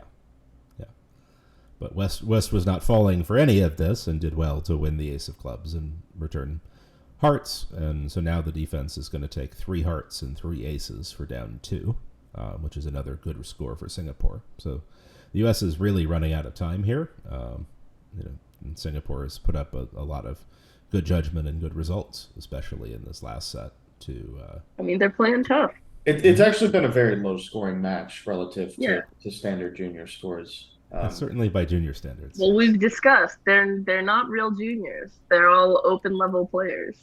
It's true. It sounds like everyone at this table, in fact, is has had success or is playing at open levels regularly, and so this is very much high-level bridge even ignoring the junior restriction. I mean, So- I'm sure that they're alerting their one no trump as 14 to 17. Right, or even good like 13 to Like, 16 or good 13. Yeah, there's no way that they're opening frequent 13s, not vulnerable, and not telling anyone. So They're really on top of that stuff. just a quick update, because this one is not on ViewGraph, so this one is okay to be spoiling a little bit. But the in the U21 match, through 13 boards, USA1 has climbed back to only be down 16, but they're gonna, it looks like, run up about a board short of mounting the full comeback versus USA2. Wow. They've picked up 48 on the set, 66 to 18. See, Wow. you never count yourself out, no matter the difference, no matter how many boards are left. Yeah, no, I mean that's a good comeback, and certainly shows that hopefully both of our U.S. teams, well, I guess since it's the quarterfinal, we'll only have one U.S. team in the semis. It shows that every one of these kids are fighters. Like they're not looking at the score; they're looking to do well and to win. And because that's U21 as well, we'll get to see lots more of them for the next few years as well, which is great. So, and of course our U16s both won their matches today. So the USA2 U16 in fact came back from being down a fair amount against China in the first set to win by I think somewhere in the mid-teens to high teens. And so the USA teams in U16 will be facing each other tomorrow, and so that should be a day of good bridge, an exciting bridge, so here we see sort of probably an inverted minor auction where West has an invitational hand but not a game force. East has a minimum opener, so it seems quite reasonable and quite good to stop in 2-0 or 3 diamonds, either of which should be making. Not the board. I mean, the other team can save, like the US pair can save this table if they open a normal 1 diamond and it goes 1 hard overcall, which I mean, granted is really rank. They might be able to catch them in 2 hearts doubled, which is 500. On which board are we talking about? On 25, where it went minus 100. Yeah, it is possible, but I would say that's very remote. But if we're grasping at straws at this point, that's a potential thing. So Singapore has done well not to give too many of those opportunities like that. Yeah, they're very in the boat citizens. Mm-hmm. They are. And I dare say that the U.S. will think a lot longer about picking Singapore anytime in the future as well. I think that this may be the last themselves time. proud here. So this will be the last time I think you see an American team pick a Singaporean team for. I don't subscribe by this. They should always pick who they think they have the best chance against, and there's no such thing as curses. It's not a curse. It's a psychological advantage at this point. Okay, but every team is different. They have a different psychology. They have a different memory. Yeah, well, I agree. It's not like it's the same team that went for 1100 against Singapore and lost in the last quarter. No, it's a very different team. 1700. Okay. Tomato. Yes. Second off, it is actually still a lot of the 1400. 14. It is still a lot of the same team. Actually, this is it's half like of this 50%. Peter was playing. That's right. Yes. Yeah. No, I knew Peter was playing. Right. Exactly. Yes. I forgot who was at that table. Yes. So, it's good to have official factual record there. Yes. So this 3 diamonds should be a rather dull mundane. hand. Yeah. Declare might be able to squeak out an over trick by pitching a spade loser on the 3rd heart. What's going on at the other table on 24? They are in 3 spades, waiting on the opening lead. Yes, so they also found themselves in 3 spades, and so this is likely a push. Well, very perhaps. different auction. They didn't open, and so they have no idea of the major suit distribution, etc. Yes. So Declare might try to rough clubs sooner, and perhaps this auction suggests a trump lead a little bit more than in the other room. But if they find a trump lead, three spades will be in a little bit of danger, but can probably survive since things are friendly. If they don't find a trump lead, make with Queen It's Jack gonna tie make tie. on every lead. It's just how long it's gonna take. yes, exactly. So we'll pop back over here and watch them close out three diamonds here. It looks like Declare is going to try to rough a club in their hand before drawing trumps, which I guess might actually present a little bit of a challenge when then the defense cashes the 10 of hearts and leads another heart, but they'll be able to pitch their spade loser at that point on the fourth heart, and even though that'll just hold them to three. Something in the chat about picking teams versus not. I think it's a fair point that sometimes we'll call it the enemy is useful, or knowing your customer can be helpful. But well, I'm just saying, sometimes you know a customer and you know they're not going to pay up, so put up "we're closed" sign. yes, It's not so clear either way. Like, knowing someone isn't necessarily going to change much at the table, unless you're looking for very close decisions, like when to make a scant double, when to be a little aggressive, these kind of decisions. Yes, exactly.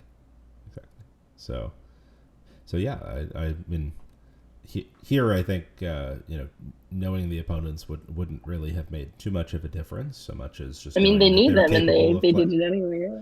Right. I mean, knowing that the opponents are capable of playing a knockout match strongly and not giving much up, might have proven helpful. I mean, another reason to pick a certain team is like, some COCs are written like for tie-breaking purposes and things like that. Like, I know in certain events where there are no like overtime boards, if you won against them in the round robin, that matters versus not, etc. Yeah, and that is the case here, in fact. So there's no carryover, but the team that prevailed in the round robin, Siren says that it's actually the team with the higher round robin finish. So USA1, by virtue of having won the round robin, would win all ties. Would always win a tie, so that's good. Yes. For USA1, rather. Right, exactly. But but that means that it doesn't really play into who they pick or how they what team they choose, because they would win ties regardless of who they pick.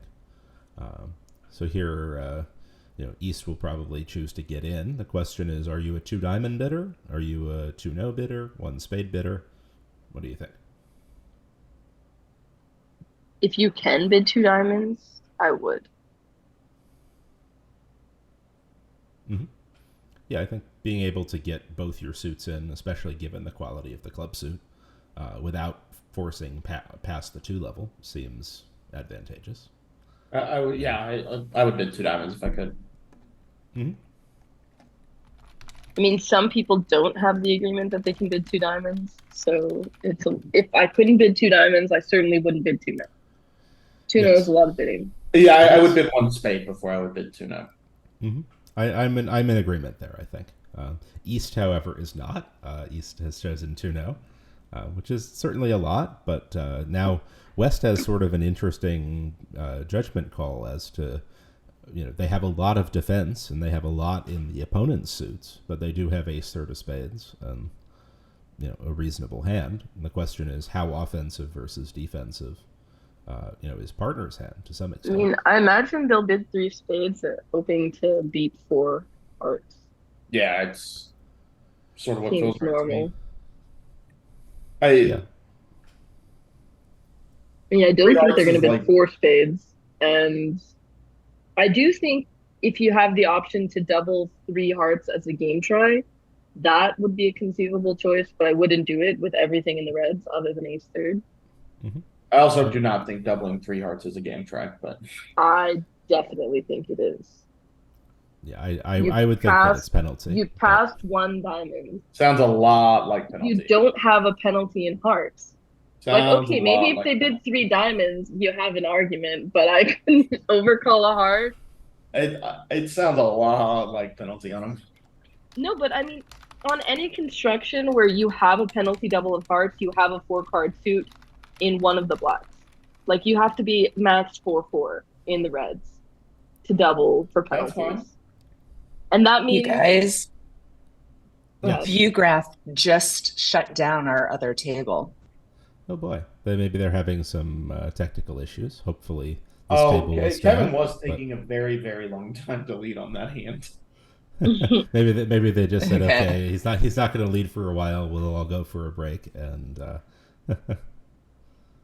yes. Sorry to interrupt you, Anam. It's okay. You were just letting me not blow off steam by getting into how weird it is to play that double as penalty.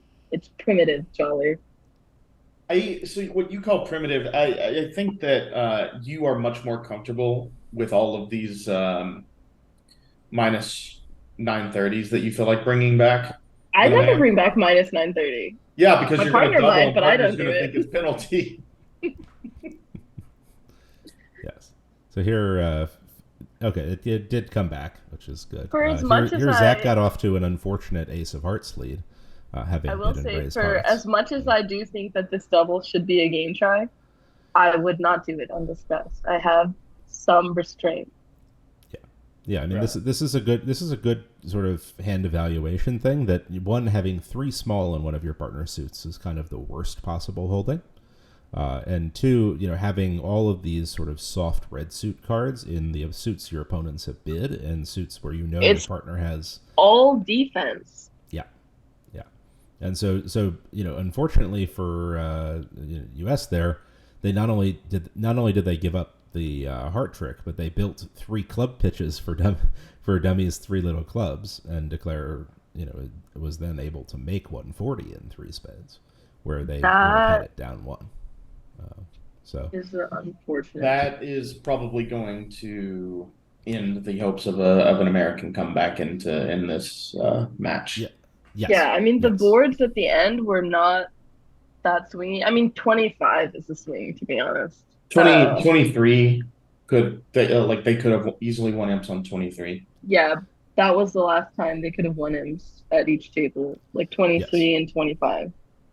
Yes, but this is the last board of this set and of this match. So it looks like maybe it's slightly premature, but congratulations to Singapore on a fantastic showing and on beating our USA1 team. This is for sure. You've obviously heard us joking about this, but this is actually the second time in a row that Singapore has snuck in at the end of the round robin into the 8th position to make the KOs. And then the second time that they've been picked by the overall 1 seed, and the second time in a row that they have won the quarterfinal match against USA1. Yes. Fighters.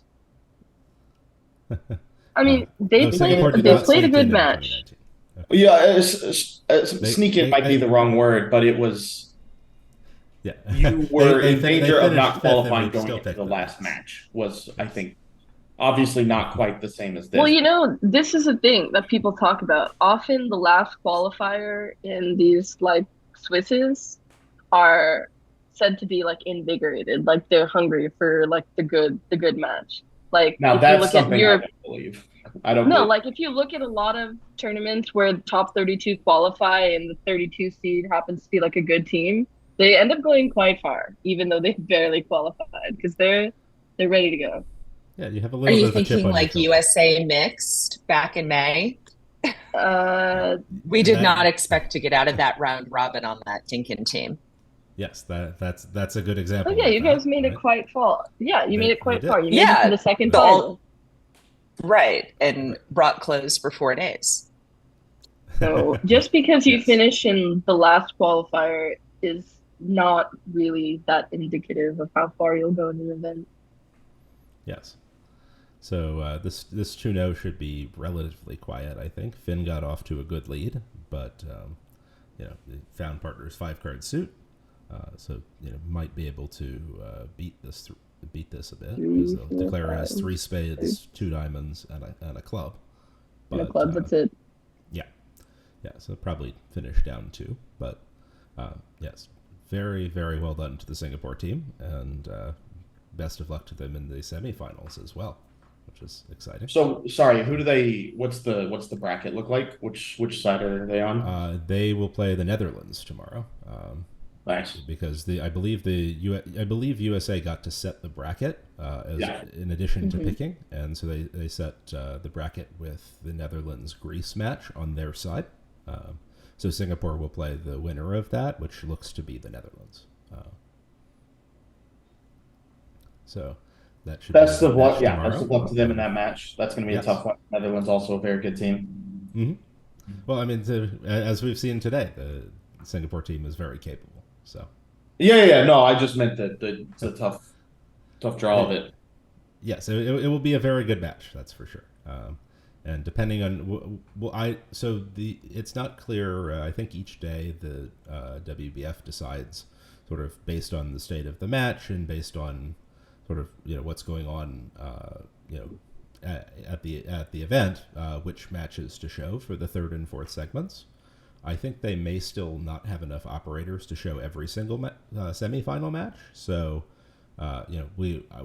it's sort of TBD what we'll be covering tomorrow, but we will be here and we'll be covering lots more bridge, and so that will be exciting.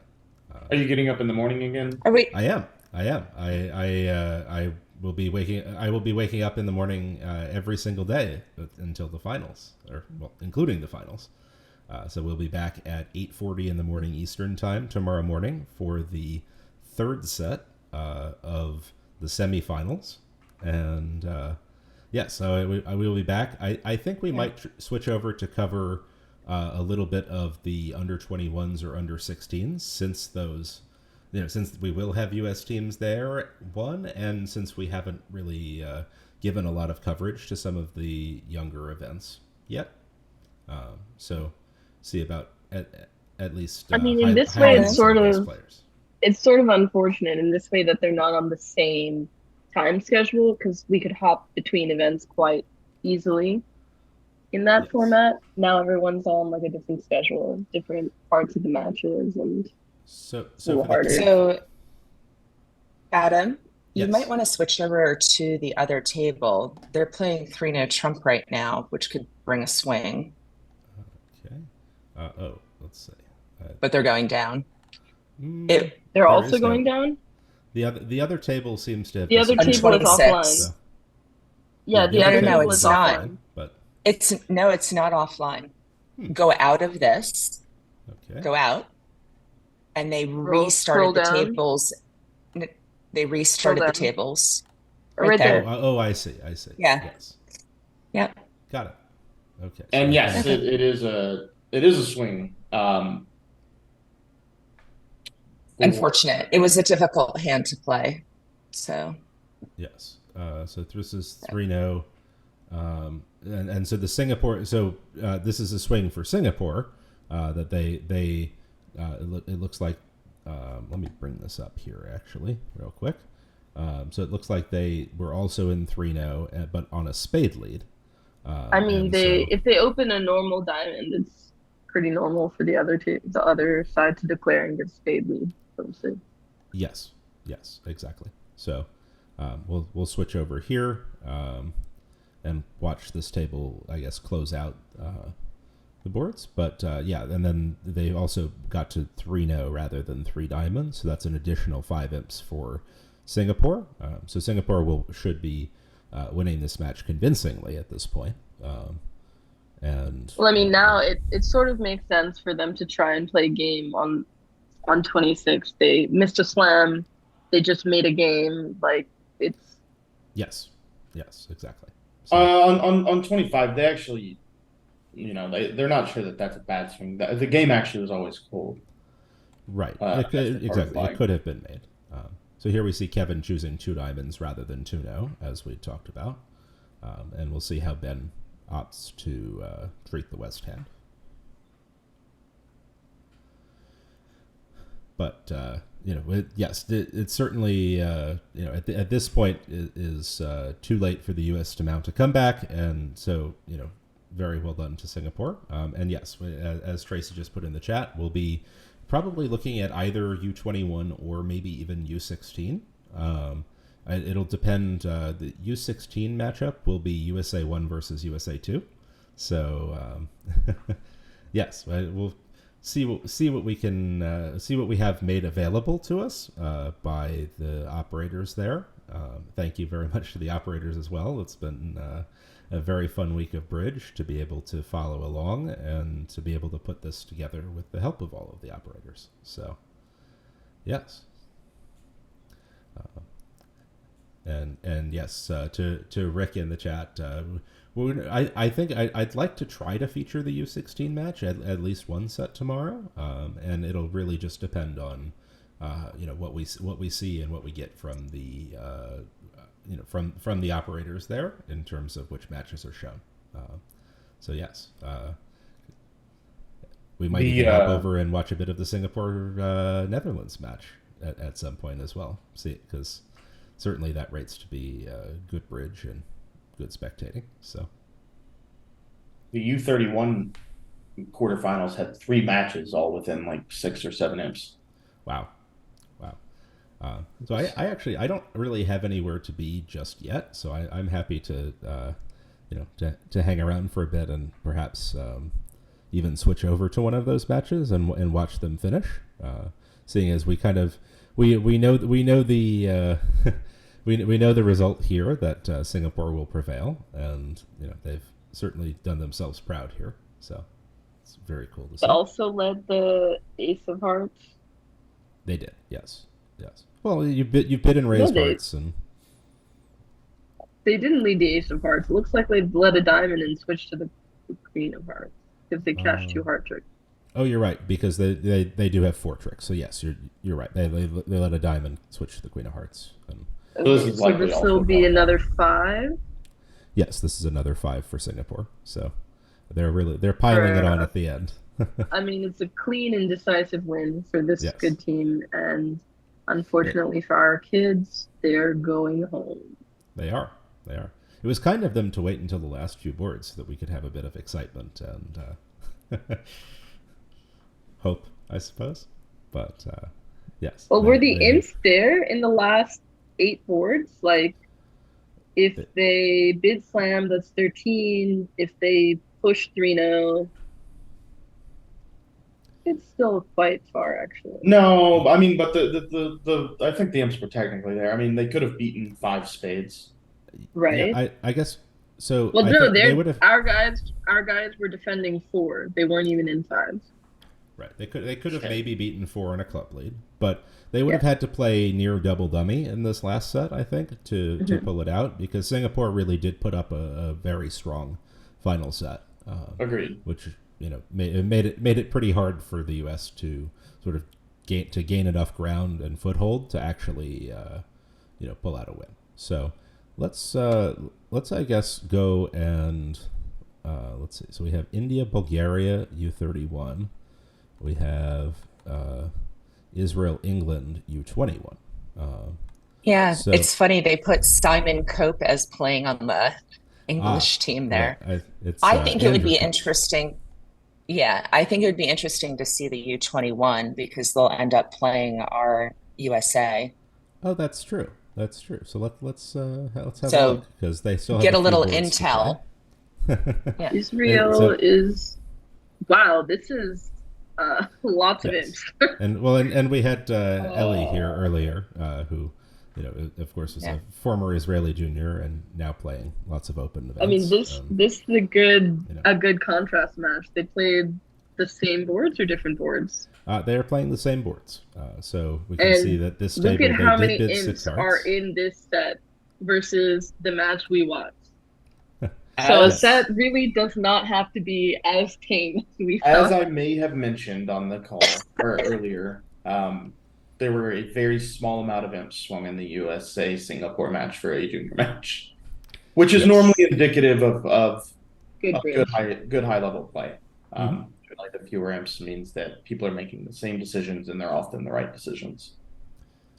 Yes. Yes. So here we see that it looks like both tables stopped in an appropriate number of no trump.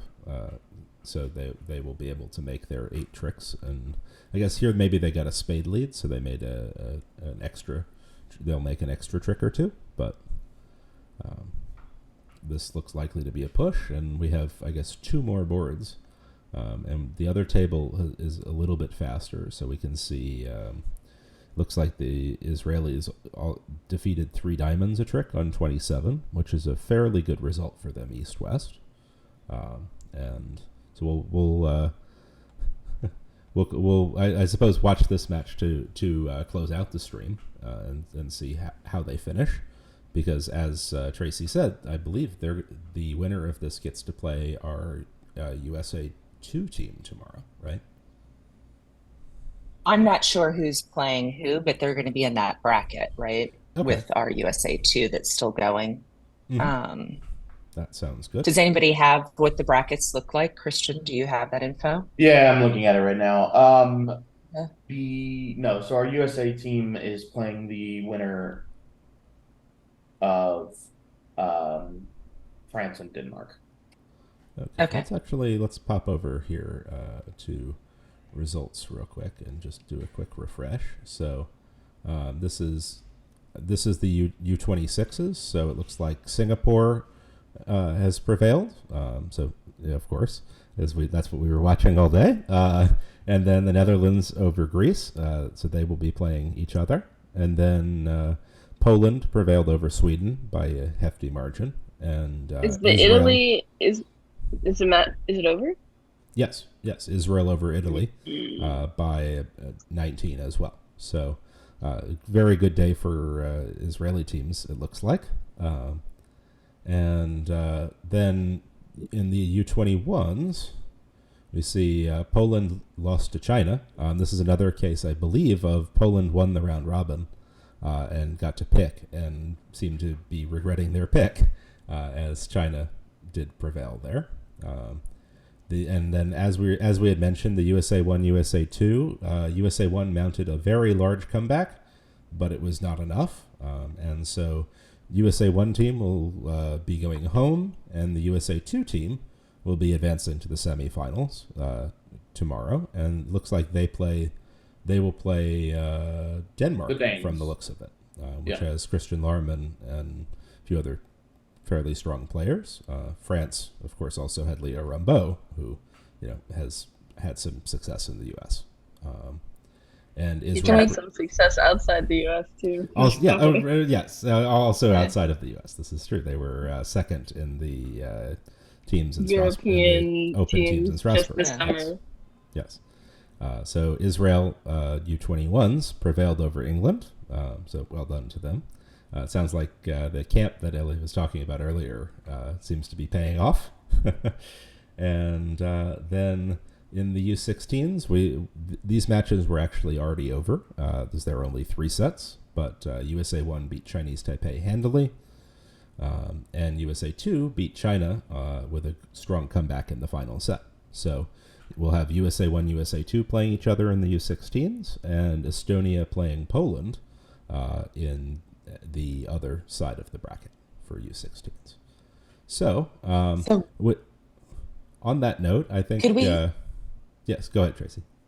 Yeah, could we really quick talk about our USA2 team that's going to be playing tomorrow for U21 and what the players are? And because I don't think they were up on ViewGraph as much. That sounds good, yes. So our USA2 team is Michael Haas and Sam Pak, with Michael Hu and I believe I don't remember how they're lining up actually, but the full team is Michael Haas, Michael Hu, Sam Pak, Rory Zhao, Jonathan Wei, and Arthur Zhao. So a number of these players have been very active in U.S. Junior Bridge for a number of years. They've been playing since quite young. And chat says Hu Zhao and then Zhao. I think in 2015 or 2014, I went to Debbie's Civi camp over a course of 3 or 4 days, and these kids I met there actually a while ago. They've been Yes, playing bridge quite a while. they have been. They're close to 10 years, I think, for some of them. Mm-hmm. Which, being in an under 21 event, that's a while. Yeah. So I'm not They much have- much more than 10 years myself. I mean, they have a lot of experience given their age. mhm. and they've played on, I believe, a couple under 21 teams in the past as well. And They really, so- really love the game. Like when you see them play it and stuff, all of these kids really love it. It's good to see that kind of enthusiasm. Absolutely. So we will get to see them face Denmark tomorrow. And so And that should be a probably- fun match to watch. It's always should be. interesting to see what our kids do. Plus, I know Larman pretty well too. He's fun to watch as well. Yes, exactly. And to the comment in chat about thriving in the Chinese American population, yes. And in addition to that, it's also a testament to the success of Civi, which was sort of a brainchild or started by I think it was Debbie Rosenberg, Will Watson, and I mean, a number Bridge of is other Bay thriving Area in players. the Bay Area because of this program. Exactly, and as a result of that, there's also a lot of both Chinese American and other you'll notice that there's just a lot of like people who live in the Bay Area who are active juniors, and that's in large part because of the success of Civi. Right, that whole area has had a lot of success, and I mean, even recently they had some local sectional or regional, and Debbie and Amber were posting pictures on how many kids were there. It's great to see. Yes. Yeah. Yes, exactly. And then you have the Gong brothers. They're up from Seattle. So you've got and Tom and Jenny, Ray Miller that have been, and that's, where Bridge Whiz and that whole program came out of is the success from their junior program that they've been working on in that area and the transition during the pandemic to move it online. Yeah, so that's fantastic. I played the Soloway KO with Arthur, the younger of the two Gong brothers, in Phoenix last year, and so we made the round of 32, and he plays quite well. So I was very happy to see them doing well here.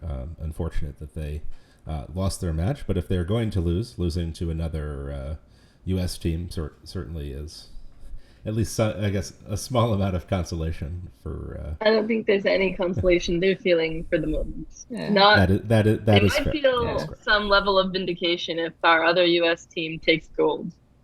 Yes, but yes. Well, I don't think any of these competitors are ever happy with losing. And that's certainly you need to have that quality to Yes. be a competitor. Yes, exactly. So I think we're going to go ahead and call it for today. We will be back at 8:40 in the morning Eastern time tomorrow. I believe I'll be joined by Asaf Yakuteli, who's another Israeli player. I guess still technically a junior, I think, but he's played on the junior team a number of times and is now playing a fair amount in the U.S. We'll also have Dana Berkowitz, and I'm forgetting who our fourth is. I should know this. Give me a second. Let me bring it up.